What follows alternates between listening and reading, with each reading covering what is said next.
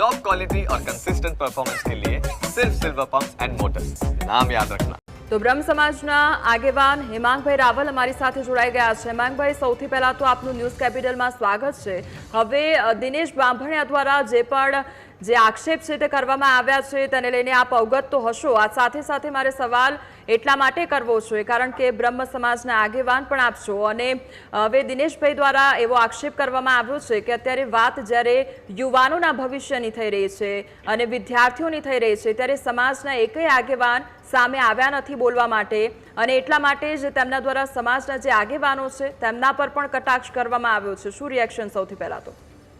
જો સૌપ્રથમ તો આ જે સીસીની પરીક્ષા છે એ પરીક્ષાની અંદર કંઈક એવું તો થયું છે કે જેનાથી વિદ્યાર્થીઓને અન્યાય થઈ રહ્યો છે, નંબર 1। નંબર 2, દિનેશભાઈને મારે કહેવાનું છે કે પાટીદારનું પાસ આંદોલન જ્યારે ચાલતું હતું ત્યારે બ્રહ્મ સમાજના સમગ્ર આગેવાનોએ સમસ્ત ગુજરાત બ્રહ્મ સમાજ રાજ્ય કક્ષા, જેનો હું પોતે ટ્રસ્ટી છું, અમે બ્રહ્મ સમાજે સંપૂર્ણ પાટીદાર આંદોલનને હાર્દિક પટેલથી માંડીને જે કંઈ પણ મિત્રો લડતા હતા, દિનેશભાઈથી માંડીને એ બધાને અમે સમર્થન આપેલું જ હતું અને અમારા સમર્થન અને પાટીદારના પાસના આંદોલનના પ્રતાપે, કોઈ વ્યક્તિના લીધે નહીં, એ ગુજરાતની અંદર જે અને ભારત દેશની અંદર જે 10% જે છે વધારાની અનામત જે ગરીબ સવર્ણ છે એમને મળી હતી, ના કોઈના વ્યક્તિના લીધે કે ના કોઈ પક્ષના લીધે મળી હતી। એટલે દિનેશભાઈને મારે એ પણ કહેવાનું કે 100% તમારી વાત એક દ્રષ્ટિએ સાચી છે, પરંતુ આ જે છે આની અંદર ના માત્ર ઓપન કેટેગરીના 6000 વિદ્યાર્થીઓ પણ ઓબીસીના 28000 વિદ્યાર્થીઓને પણ અન્યાય થયો છે, એસટીના 2000 વિદ્યાર્થીઓ અને એસટીના એટલે 9500 વિદ્યાર્થીઓને પણ આની અંદર ઉમેદવારોને બાકાત રખાયા છે। એટલે જ્યારે આવા રીતે એક વ્યક્તિની દાદાગીરીને જીદના લીધે જ્યારે ઉમેદવારોની જિંદગી બગડતી હોય ત્યારે સમગ્ર સમાજે જોડે આવવું પડે। આની અંદર આ માત્ર સવર્ણ સમાજની વાત નથી, આ કોઈ પણ બેરોજગાર હોય છે, એ બેરોજગાર યુવાનો જે હોય છે, જે નોકરી વાંછિત હોય છે, એમની કોઈ જાતિ નથી હોતી, એ લોકો પોતે આખી જિંદગી મહેનત કરતા હોય છે અને મહેનત કર્યા પછી એ જ્યારે પોતે નોકરી માટે પ્રયત્ન કરતા હોય છે ત્યારે એમ કહેવામાં આવે કે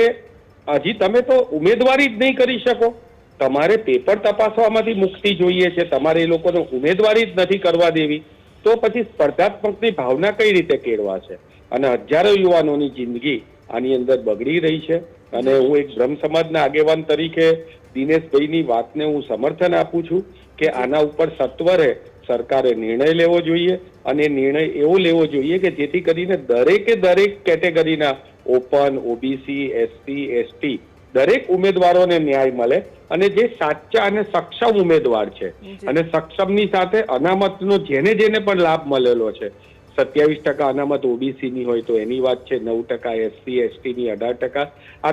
દરેક ઉમેદવારોને પોતાનો હક છે એ પણ મળવો જોઈએ ને પોતાની સક્ષમતા બતાવવા માટે થઈને ઉમેદવારી તમે ના કરી શકો ને ઉમેદવારી માંથી બાકાત રાખો, આ મને લાગે છે કે અન્યાય છે અને એ બાબતે હું દિનેશભાઈની સાથે છું। પરંતુ સાથે સાથે એમને એ પણ કહેવાનું હતું કે ભાઈ તમે પણ સમાજની અંદર અત્યાર સુધી આવ્યા પછી ભારતીય જનતા પાર્ટીમાં જોડાયા, બધા જ મિત્રો જે છે એ જે લોકો જે પક્ષમાં હોય, મારે તો એક જ વસ્તુ કહેવી છે કે સમાજની અંદર રાજકારણ ના હોવું જોઈએ પરંતુ રાજકારણમાં સમાજ હોવો જોઈએ। આપણે બધા ભેગા મળીને એક એવા સમાજનું નિર્માણ કરીએ જેમાં આવા યુવાનોને કોઈ પણ પ્રકારનું નુકસાન કે કોઈ પણ પ્રકારની પોતાની સક્ષમતા સાબિત કરવાની તક ના મળે એવી વાત હોય તો એની અંદર દરેકે ભેગા થઈને એમની સાથે રહેવું જોઈએ। જી હેમાંગભાઈ, એટલે વિદ્યાર્થીઓ ખૂબ જ લાંબા સમયથી મહેનત કરતા હોય છે, મહેનત કરીને પછી એ લોકો પરીક્ષા માટે ફોર્મ ભરતા હોય છે, પરીક્ષા આપીને પછી સારા પરિણામની રાહ જોતા હોય છે, સારું પરિણામ આવ્યા પછી સારી નોકરીની રાહ જોતા હોય છે, એટલે બધી વસ્તુમાં એ લોકોને રાહ જોવી પડતી હોય છે અને એમાં આવા સમાચાર મળે કે તે લોકોને હવે ઉમેદવારી જે લોકો નહીં નોંધાવી શકે એટલે તે લોકો પરીક્ષા જ નહીં આપી શકે, એવી વાત જો એ લોકોને ખબર પડે તો એ લોકો માટે કેટલી ગંભીર બાબત કહી શકાય। અને બીજી વાત, જ્યારે સમાજની વાત આપ કહી રહ્યા છો ત્યારે સમાજ અને પક્ષ આ બંનેની જ્યારે વાત આવે છે ત્યારે સમાજ મોટો હોવો જોઈએ પક્ષ કરતા, એવું નથી લાગી રહ્યું? ના, બિલકુલ નહીં। આની અંદર એવું છે, જે હું મારા પોતાના મત રજૂ કરું છું ને મારા પોતાના સિદ્ધાંતો છે, હું જ્યારે સમાજમાં જઉં છું ત્યારે મારો પક્ષનો જબ્બો કાઢી નાખું છું અને હું પક્ષમાં જઉં છું. હું જ્યાં હોઉં ત્યાં એના વિચારધારાને વફાદાર રહેવી મારી ફરજમાં આવે છે. પક્ષમાં હોઉં તો પક્ષની વિચારધારાને અને સમાજમાં જઉં ત્યારે સમાજની વિચારધારાને. પરંતુ અન્યાય જ્યારે થતો હોય ત્યારે કોઈ પણ જગ્યાએ થતો હોય, પક્ષમાં થતો હોય કે સમાજમાં થતો હોય, અન્યાય સામે બોલવા માટે થઈને કોઈની પણ પરમિશન ના લેવાની હોય. પરંતુ આ અન્યાય જે છે એ ભારતીય જનતા પાર્ટીની સરકાર કરી રહી છે. ભૂતકાળમાં પણ આપણે જોયું કે તલાટી 10મા પાસ હતું એને 12મું પાસ કરી દીધું, ફરી પછી કોઈ 12મા પાસ હતા એના માટે ગ્રેજ્યુએશન માટે કરી દીધું. ધીમે ધીમે વિદ્યાર્થીઓ કઈ રીતે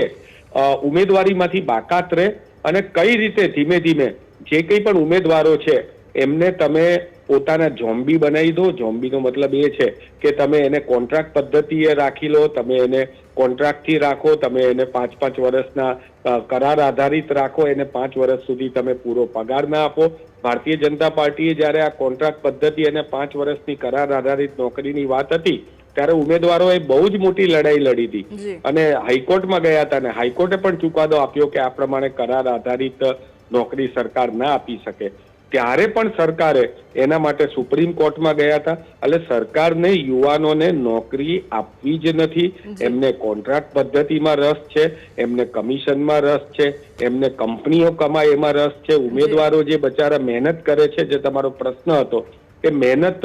પોતાની એવી કરે છે કે જેની અંદર એમણે એમની જિંદગી હોમી નાખી છે અને આ જિંદગી હોમી નાખ્યા પછી અત્યારે તમે કોઈકની ઉંમર 40 થતી હોય અને એને 40મા વર્ષે આવી પરીક્ષા ના આપી શકે તો 41મા વર્ષે એના માટે હવે મજૂરી સિવાય બીજો કોઈ ઉપાય રહેતો નથી. જી હેમાંગભાઈ, આપ અમારી સાથે જોડાયા તે બદલ આપનો આભાર.